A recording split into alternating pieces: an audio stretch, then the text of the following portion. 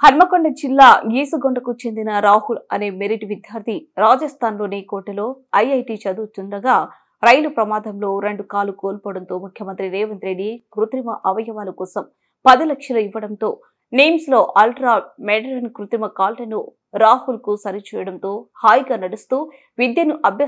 అభ్యసిస్తుండటంతో విద్యార్థి తల్లిదండ్రులు ముఖ్యమంత్రికి హృదయపూర్వక కృతజ్ఞతలు తెలియజేశారు.